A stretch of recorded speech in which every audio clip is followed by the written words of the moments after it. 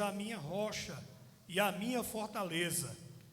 Por causa do teu nome, tu me conduzirás e me guiarás. Tirar-me-ás do laço que as ocultas me armaram, pois tu és a minha fortaleza.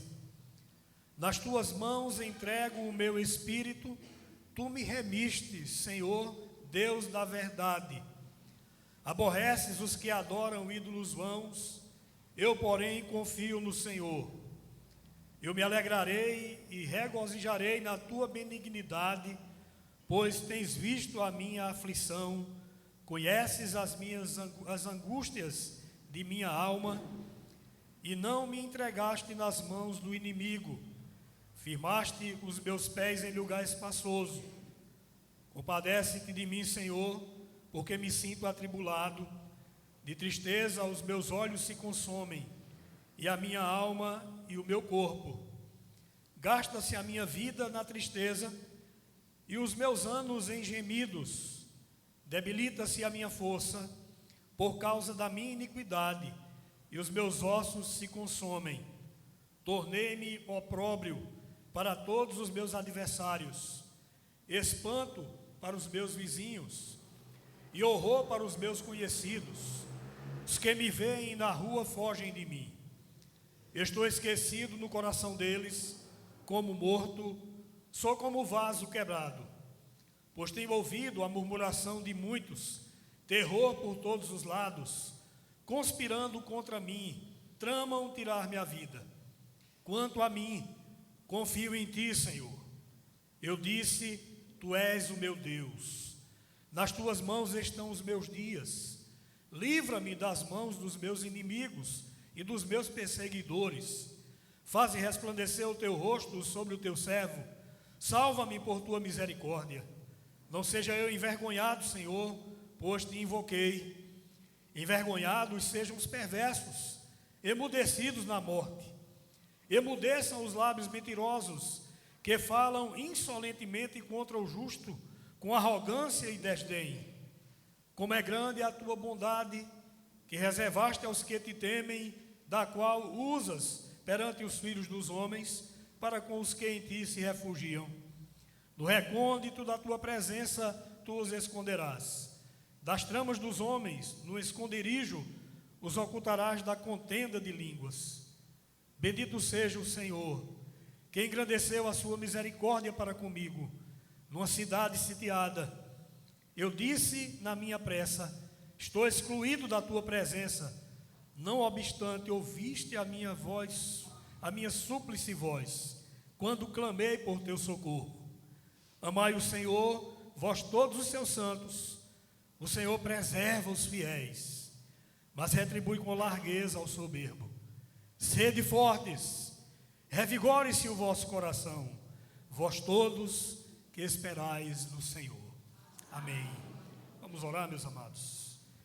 Querido Deus e bondoso Pai, louvamos a Ti, Senhor, por esse momento em que entregamos a Ti o nosso louvor em forma de cântico, onde também devolvemos a Ti os dízimos, as ofertas, como expressão de louvor e de gratidão pelo bem que o Senhor tem feito a nós. Te louvamos, ó Pai, por mais uma oportunidade que o Senhor nos dá de cultuar o Teu santo nome e também de meditar na Tua palavra.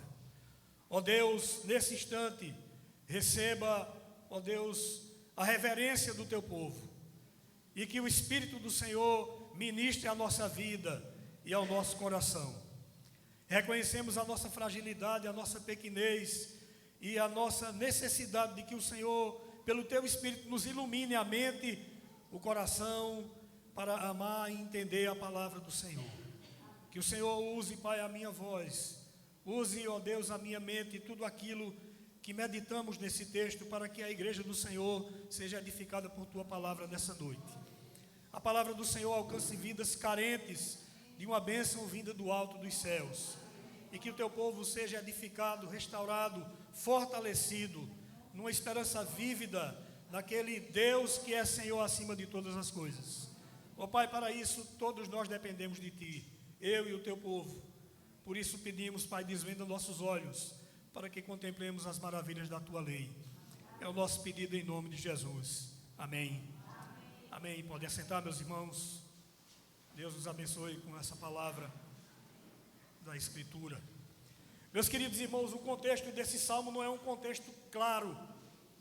Não há uma descrição que possa afirmar objetivamente em que circunstâncias ou em qual momento Davi escreveu esse texto. Os eruditos da Bíblia nos colocam diante de duas possibilidades. A primeira delas é quando Davi sofreu as perseguições de Saul.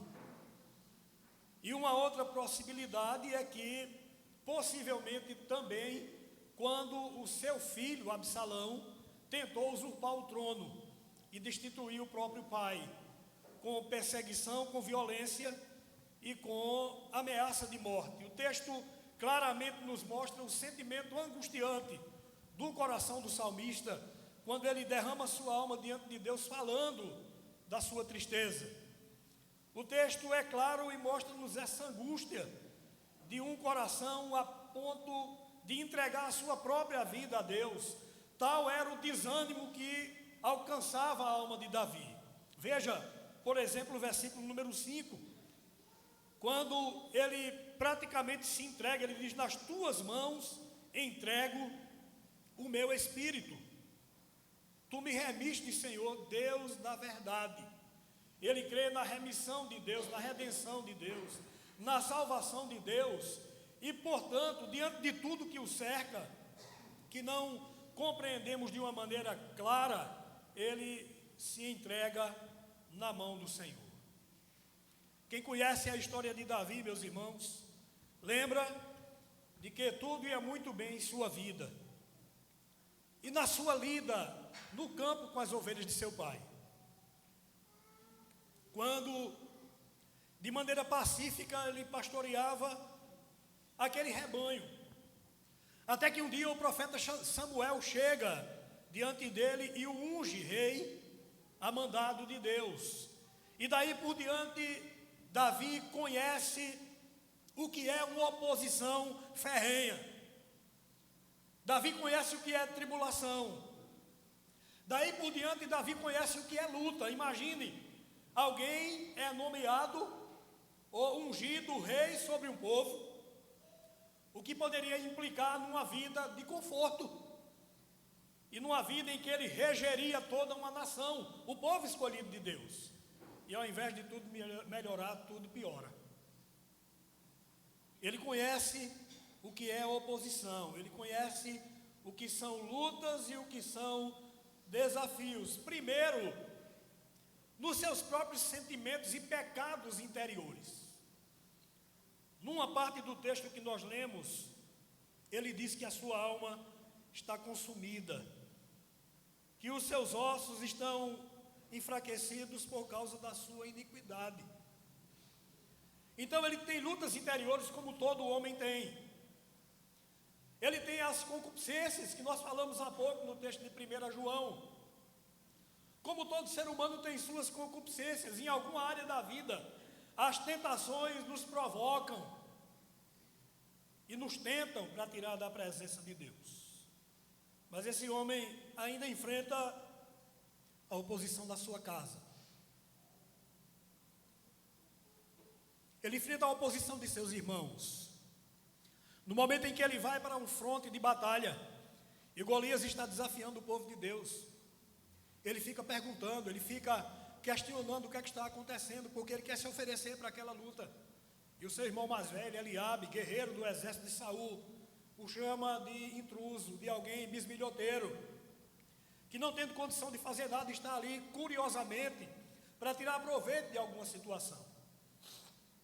Ele tem lutas interiores, ele tem luta entre os próprios irmãos, ele enfrenta depois de maneira corajosa e valente Golias, ele sabe o que é enfrentar um gigante, e depois ele é engajado no exército de Saul, e enfrenta o povo filisteu, e não somente o povo filisteu, mas os exércitos cananeus.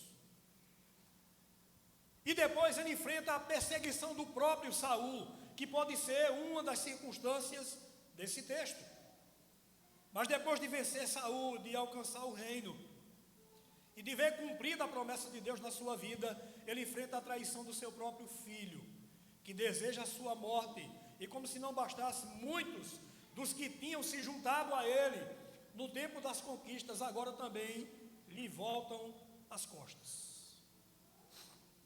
Então, são circunstâncias diversas que provocam essa inundação de questionamentos, de queixa e de luta de Davi numa oração diante de Deus. E é num momento como esse que Davi escreve esse texto. Mas, irmãos, esse texto não é um texto para deixar Davi na lama, derrotado, derrubado. Esse texto é um texto que nos mostra a esperança na tribulação. Esse texto mostra-nos essa oração de Davi. Esse salmo nos revela que há esperança na tribulação, que pode haver esperança na maior das tribulações, nos piores momentos, nos piores sentimentos e nas circunstâncias mais angustiantes que possam tomar a vida de um servo de Deus. E eu quero compartilhar 3 questões desse texto com os irmãos, pensando nessa esperança na tribulação. A primeira afirmação que queremos fazer sobre a esperança na tribulação é que essa esperança é demonstrada numa profunda expressão de fé. Ter esperança na tribulação, irmãos, é demonstrar isso numa profunda expressão de fé diante de Deus. E é o que nós lemos aqui do versículo 1 até o versículo de número 8. Davi começa o salmo orando a Deus. Ele confia no Deus da aliança. Ele confia no Deus do pacto. Ele confia no Deus que fez uma aliança com ele mesmo, com Davi, e cuja palavra não falha, porque a aliança está fundamentada, baseada não na palavra de Davi, mas na palavra de Deus, na palavra daquele que o chamou e que afirmou que da sua descendência não faltaria quem assentasse no trono de Israel. Esse homem então, ele ora, ele demonstra essa profunda expressão de fé a Deus, em Deus, confiando na palavra de Deus como Deus da aliança. Se os irmãos observaram o texto durante a leitura, veja que é constante nós vemos aí palavras como refúgio, abrigo, rocha inabalável, fortaleza, rochedo, segurança. Tudo isso que Davi descreve, repetindo palavras para dizer a mesma coisa, é a base onde ele coloca a sua oração, é o fundamento da sua fé. Ele está dizendo: eu creio no Deus da aliança, eu creio que o Deus da aliança é aquele em quem os meus pés estão firmados, eu creio que o Deus da aliança é a fortaleza poderosa que pode abrigar uma alma atribulada. Isso é uma expressão de fé, irmãos, do coração desse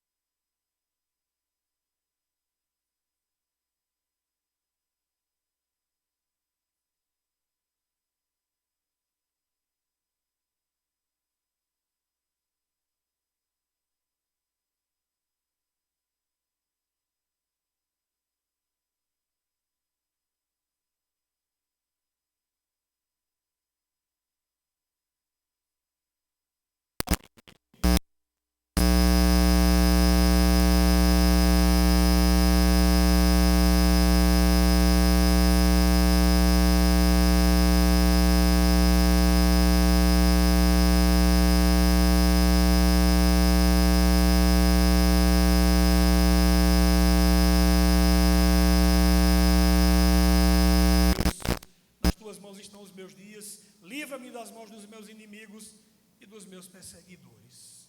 Veja, irmãos, os sentimentos frustrantes, expostos numa confissão de um homem que ousa ir aos picos mais altos de fé, declarando toda a firmeza em Deus, toda a fortaleza de Deus, toda a segurança de Deus, todo o abrigo de Deus, mas ao mesmo tempo ele sente a culpa de seus pecados. Ao mesmo tempo ele sente as aflições das falsas acusações dos seus inimigos e, além do mais, a acusação de Satanás. O inimigo interno, que é o próprio coração enganoso de cada um de nós, as nossas culpas. Os inimigos exteriores, que muitas vezes nós não construímos, mas pelo fato de procurarmos andar em fidelidade diante de Deus, o próprio mundo se põe como inimigo nosso. E além disso, o inimigo espiritual, o inimigo de nossas almas, tudo isso trazia angústia ao coração de Davi. Esse coração é exposto diante de Deus. Esse coração é aberto diante de Deus, e aquela fé pujante, aquela fé vibrante num Deus que é rochedo firme, dá lugar ao medo. O medo é um sentimento tão comum a todos nós, irmãos. Diante de provações físicas e de sofrimentos espirituais, como esse medo é comum a todos nós. Mas Davi, ele não usa de uma artimanha alguma artimanha para fugir desse medo. Ele abre o coração diante do Senhor. Ele não vai andar pelo caminho da negação, né? Pelo caminho da autoafirmação, ou de alguém que diz, não tem nenhum problema, eu prefiro não ver isso, eu prefiro não saber disso. Não, irmãos, Davi abre o coração e diz, Senhor, eu estou com medo, eu sou fraco, eu sou pecador, os pecadores me oprimem, o inimigo me cerca. Muita gente quer passar pela vida e pelos problemas como fingindo que não vê e que não existe, que os problemas não estão ali às suas portas. Mas esse homem não, ele expõe o seu medo diante de Deus. Isso é tão comum a todos nós. Davi sentia pavor por todos os lados, a ponto de sentir definhando a sua alma. Ele diz, me doem os ossos, se consomem os meus ossos, fraqueja a minha vida por conta desse sofrimento e dessa angústia. É um homem que rasga o coração diante de Deus. Ele compara isso a uma cidade sitiada. Lá no final do texto, no versículo de número 22, ele diz, eu disse na minha pressa, final do verso 21, ele diz, bendito seja o Senhor que engrandeceu a sua misericórdia para comigo numa cidade sitiada. Veja, irmãos, o que era uma cidade sitiada, como era que o inimigo queria minar a força de uma cidade. Ele a cercava. Ele colocava os seus exércitos ao redor daquela cidade. Não entrava água, não entrava pão, não entrava o cereal, não entrava o alimento. E o cerco ia durando, ia demorando, e a escassez tomava conta do povo. E depois chegava a fome, e depois chegava a enfermidade. E numa hora ou noutra, alguém da cidade ia abrir uma brecha no muro, ou ia abrir uma brecha na porta, diante da fragilidade, da dor. E era o momento em que o inimigo aproveitava para entrar na cidade. Davi disse, eu estou como uma cidade sitiada, definhando a ponto de ser tragado pelo inimigo. Esse sentimento invade o coração do salmista. É um tempo em que ele, tendo demonstrado esperança na tribulação, no mais alto grau de fé possível a um homem, ele desce às profundezas de uma consciência completamente frágil. Como é tão frágil a minha vida, e como é tão frágil a sua vida, e como tantas vezes esse medo toma conta da nossa alma, diante das lutas que nos cercam. Mas Davi termina essa parte dos versículos 14 e 15. Diante de toda essa perseguição, diante da conspiração do inimigo, diante da trama para tirar a vida de Davi, o único caminho que lhe resta, irmãos, é recorrer de volta ao caminho da fé.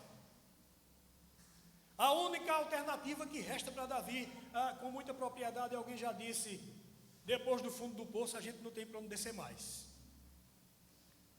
Quando chegamos ao fundo do poço, só resta o caminho, é subir de volta. E é esse, irmãos, o caminho que Davi faz.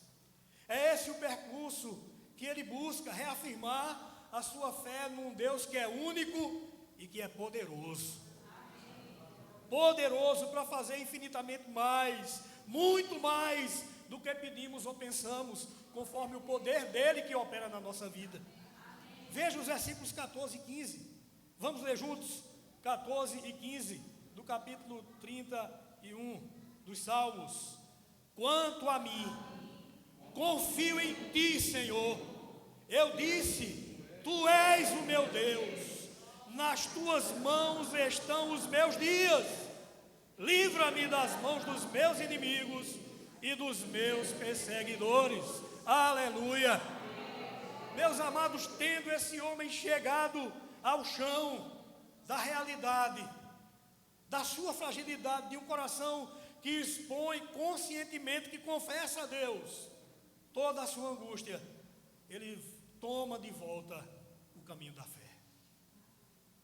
E então, esperança na tribulação, sendo demonstrada numa profunda expressão de fé, sendo exposta numa confissão consciente de fragilidade. Em terceiro e último lugar, ela é declarada numa confiante declaração da generosidade de Deus. Em terceiro lugar, esperança na tribulação é declarada numa feliz confiança da generosidade divina. Versículos 16 ao 24. Ele diz, faze resplandecer o teu rosto sobre o teu servo. Salva-me por tua misericórdia. Não seja eu envergonhado, Senhor, pois te invoquei. Envergonhados sejam os perversos, emudecidos na morte. Emudeçam os lábios mentirosos, que falam insolentemente contra o justo, com arrogância e desdém. Como é grande a tua bondade, que reservaste aos que te temem, da qual usas perante os filhos dos homens, para com os que em ti se refugiam. No recôndito da tua presença, tu os esconderás das tramas dos homens. No esconderijo os ocultarás das contendas de línguas. Bendito seja o Senhor, que engrandeceu a sua misericórdia para comigo numa cidade sitiada. Eu disse na minha pressa, estou excluído da tua presença. Não obstante, ouviste a minha voz súplice, quando clamei por teu socorro. Amai o Senhor, vós todos os seus santos. O Senhor preserva os fiéis, mas retribui com largueza ao soberbo. Sede fortes, revigore-se o vosso coração, vós todos que esperais no Senhor. Então Davi termina esse texto, essa oração, declarando a sua esperança na tribulação, numa feliz confiança da generosidade divina. Veja, irmãos, ele cita aqui uma parte da bênção de Arão. Quando Deus ordenou a Moisés que Arão abençoasse o povo, e a bênção arônica começa dizendo, o Senhor te abençoe e te guarde, o Senhor faça resplandecer o seu rosto sobre ti. Veja que é o que Davi repete nesse texto, verso 16, faze resplandecer o teu rosto sobre o teu servo. Meus irmãos, no comentário de rodapé da Bíblia King James, o comentarista diz que resplandecer o rosto é olhar bondosamente, é alguém que olha compassivamente, é alguém que olha amigavelmente para aquele que nele confia, é alguém que olha sorrindo. E essa é a esperança de Davi. Ele diz, Senhor, olha para mim como um amigo, olha para mim com compaixão, olha para mim com benevolência, estende a tua mão graciosa, compassiva, bondosa e me abençoa. Isso é confiar de maneira feliz na generosidade divina. Ele diz, apesar de tudo isso, de quem eu sou, do que me cerca, do que eu estou vivendo, Deus continua sendo bom. Deus continua sendo Deus. Deus continua sendo poderoso. Ele continua sendo o Senhor da minha existência.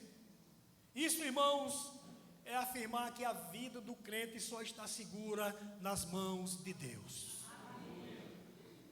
Muita gente confia sua vida a si mesmo, ou em tantas outras coisas. Davi não está aqui declarando que o seu exército é poderoso para livrá-lo. Ele não está declarando que o seu cargo e o seu trono são suficientes para livrá-lo. Ele é homem experimentado em guerras e lutas. Ele é rei, mas um rei que desce do trono e abre o coração diante de Deus, demonstrando toda a sua fragilidade. Agora ele diz: mas eu tenho esperança, porque Deus ainda é bondoso, é compassivo, e Ele é o meu Deus. Eu sei que nas mãos dEle eu não vou padecer. Os que andam na luz não cairão nas mãos do inimigo. Aquele que anda na luz não cairá na mão do inimigo, afirma o salmista. Eles jamais serão envergonhados. É a afirmativa do salmista, é a assertiva dele.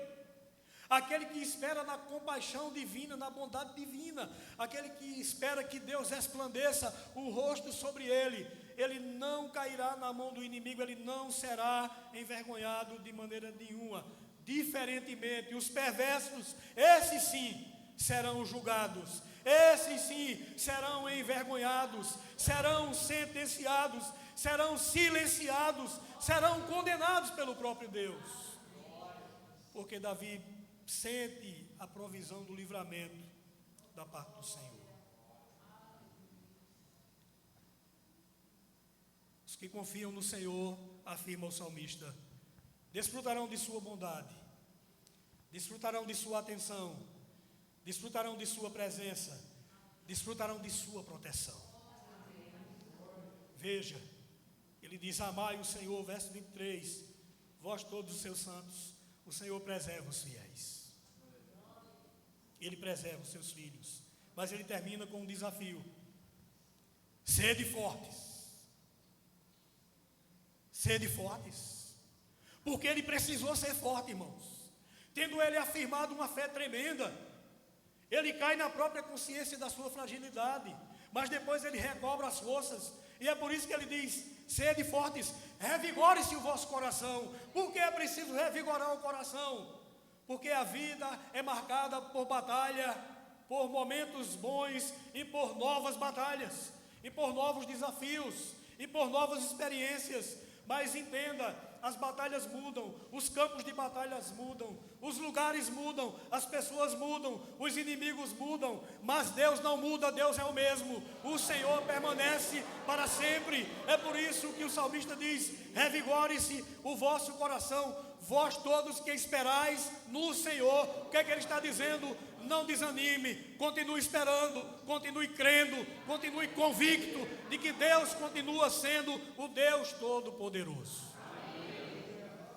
O Deus que na aflição socorre os seus filhos. Meus amados,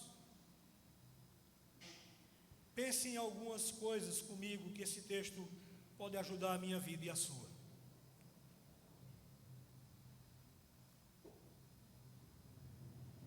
De que maneira nós podemos aplicá-lo a nós e tirar algum proveito, alguma lição para mim e para você? Esse salmo descreve uma experiência ruim de Davi. O salmo descreve, a oração toda descreve uma experiência ruim da vida de Davi, o que é uma coisa comum a todo ser humano, a mim e a você também. Nem sempre os dias são leves, nem sempre o caminho é favorável e tranquilo na nossa jornada. As provações, muitas vezes, duras provações, batem na nossa porta. Chegam também na nossa vida. Mas assim como Davi, nós podemos encontrar refúgio no Senhor. Nós também, como ele, podemos encontrar refúgio no Senhor e ter esperança no meio da tribulação. Isso é uma questão que temos que pensar. Como ele teve um dia ruim, algumas vezes nós temos. Desafios tantos levantam-se contra nós, mas nós não podemos desanimar, nós podemos encontrar esperança no nosso Deus. E eu quero lembrar mais uma coisa para mim e para você, é que algumas circunstâncias, algumas coisas fizeram Davi passar por esse processo. O que ele declara A primeira delas são os seus próprios pecados. Algumas adversidades, desafios e lutas que enfrentamos são consequência do pecado que há em nós, herdado pelos nossos pais. Alguns outros problemas, algumas outras questões são por causa dos outros pecadores que juntamente conosco vivem nessa vida e nessa jornada de tantos relacionamentos que vivemos em família, em trabalho, em sociedade, em comunidade, como igreja. Imagine o tanto de pecador convivendo, quantas lutas não surgem nessa jornada minha e sua. Lembre também que Davi sofreu, porque ele, além dos pecados próprios, além dos pecados dos homens, ele sofria a acusação de Satanás. Ele sofreu por todas essas questões e foi cercado por todos esses desafios. E todos esses inimigos levantaram-se contra ele, e isso levou a um momento ruim na vida, como leva também para cada um de nós. Trama, traição, falsidade, desejo de matá-lo. O salmista passou por todas essas coisas. Mas eu quero lembrar uma outra coisa para mim e para você. É que ninguém está livre dessas questões. Eu quero que você lembre de Jesus Cristo, o Senhor. Davi é um tipo de Cristo, Davi aponta para Cristo. E se você lembrar da vida de Jesus, você vai lembrar que Jesus também sofreu, que Jesus também foi rejeitado, que Jesus também viu a falsidade, viu a trama, viu a calúnia, viu o falso testemunho, viu uma acusação injusta, sofreu uma morte que não devia sofrer, pagou uma pena que não devia pagar. Davi sofreu pelos seus pecados, pelos pecados das pessoas, pela acusação de Satanás. Mas qual era a acusação que pecava sobre Cristo para que ele pecasse? Nenhuma. Ele sofreu por causa dos pecados dos homens e por nenhum pecado dele mesmo. Ele passou por tudo isso. Mas ele passou por tudo isso para que eu e você, nele, em Cristo, tivéssemos a esperança na tribulação. Para que pelo sacrifício dele, nós pudéssemos chegar a Deus. Ele se entregou ao Pai, tomando de empréstimo essa palavra de Davi. Qual foi a última palavra de Jesus na cruz, irmãos? Pai, nas tuas mãos entrego o meu espírito. A minha vida está entregue aqui, o propósito da minha vida está entregue a ti. O Filho de Deus entregou-se na cruz por nós, para que também hoje, a exemplo de Davi, nós pudéssemos olhar para Deus por meio de Jesus e dizer, no meio de qualquer e toda tribulação que os irmãos do passado passaram, que Jesus padeceu no meu lugar, eu tenho um socorro seguro, eu tenho uma rocha inabalável, eu tenho um castelo forte, eu tenho a quem recorrer, eu posso ir a Deus por meio de Jesus, porque Ele se entregou em favor de cada um de nós, pecadores. Como Davi, padecemos por nossa culpa, algumas vezes por culpa dos outros, mas Jesus padeceu por culpa dos homens, jamais por culpa alguma dele, para que nele nós recebêssemos graça, misericórdia, perdão e esperança no dia da tribulação. Quando ele rende o Espírito e entrega-se ao Pai, ele cumpre profeticamente aquilo que Davi descreve nesse texto. Eu termino essa palavra para mim e para você, para que tenhamos esperança no socorro divino no dia da tribulação, lembrando do caminho que Davi percorreu. Precisamos confessar conscientemente nossas fragilidades. Não há supercrente, não há ninguém poderoso o suficiente para dar conta dos labores e das lutas dessa vida, a não ser na dependência de Deus. Então, nós precisamos confessar conscientemente nossas fragilidades. Nós precisamos, segundo, expressar profundamente nossa fé em Jesus, seja qual for a angústia, como nós cantamos no hino 108, ou seja o que for, tu me fazes saber que feliz com Jesus sempre sou. e precisamos confiar alegremente na generosidade divina.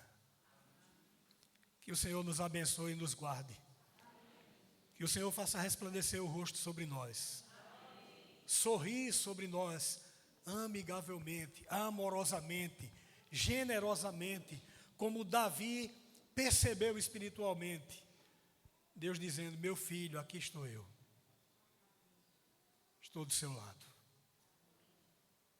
O anjo do Senhor acampa-se ao redor dos que o temem e os livra. Que o nosso espírito, a nossa vida, continue a cada dia rendida aos pés do Senhor. Amém, meus amados? Vamos ficar de pé.